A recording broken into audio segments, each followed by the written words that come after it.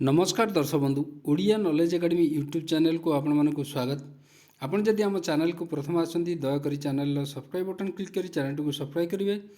वीडियोटी भल लगे निश्चय वीडियो को लाइक करेंगे, कमेंट करेंगे, शेयर करें भूलें जहाँद्वारा आप प्रतिदिन नुआ नुआ अपडेट पाइपर। देखो आज गुरुत्वपूर्ण खबर पर नजर पकड़ा जो थी कि सरकारी कर्मचारी आम जो रही खुशु खबर बा जो अपडेट रही आम से विषय आलोचना करवा।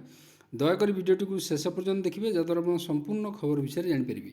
देखु बढ़ दरमा मिल पुराणा पेनसन जो रही तो केते गुणा दरमा आपणकर बढ़ केते गुणा दरमा बढ़ एवं पुराणा पेनसन को नहीं जो मिल कि नहीं से विषय अपडेट आमर आज आलोचना करवा। दयाकोरी वीडियोटी को शेष पर्यटन देखिए जहाँद्वारा आप संपूर्ण खबर विषय जानीपर। देखो ये अष्टम वेतन जो रही आयोग परामर्श जो रही फेर पुराणा पेनसन योजना जो रही आम गुरुत्वपूर्ण आलोचना करवा।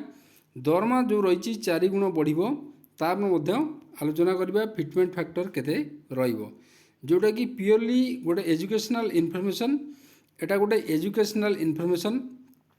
तो जो पुराणा पेंशन किंबा आपणकर जो 4 गुण दरमा वृद्धि हम तार सेटा फाइनल आपणकर फिटमेंट फैक्टर जोटा 8 पे कमिशन को रिपोर्ट एवं सरकार को जो रेकमेंड करा जीवो सरकार जहाँ निष्पत्ति नेबे सेटा फाइनल निष्पत्ति हम। देखो ये संप्रति देशर अष्टम वेतन आयोग उपरे आलोचना जोर धरी। केंद्र सरकारी कर्मचारी दरमा भत्ता एवं सेवा शर्तावली जो सर्विस कंडीशन रही बड़ परिवर्तन दाबी करी अनेक कर्मचारी संगठन परामर्श देइचंती। जदि यह प्रस्ताव गुड़िक कार्यकारी करा जाए तो जो मेमोरांडम सब दिखाई कर्मचारी संगठन तरफ जदि ता कार्यकारी करा जाए ताहले यह सांप्रतिक विषयगुड़िक कर्मचारी वेतन सबुठ बड़ परिवर्तन हो पारे।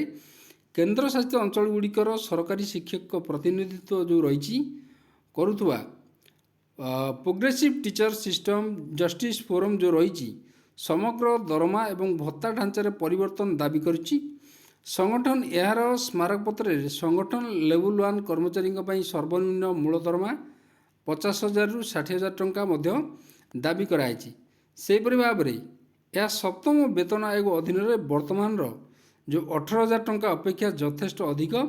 संघ वर्तमान जो फिटमेंट फैक्टर चलुची सप्तम वेतन आयोग अनुसार 2.57 रु 2.62 जोटा कि 3.83 मध्य फिटमेंट फैक्टर प्रस्ताव देती।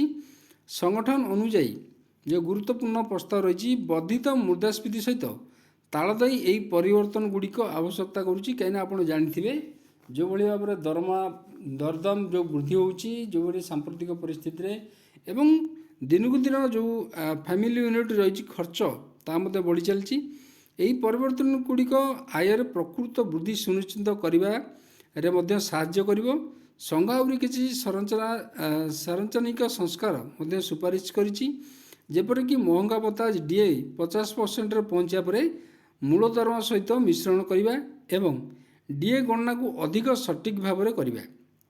यह शिशु शिक्षा भत्तार एक गुरुत्वपूर्ण वृद्धि दाबी करिछि।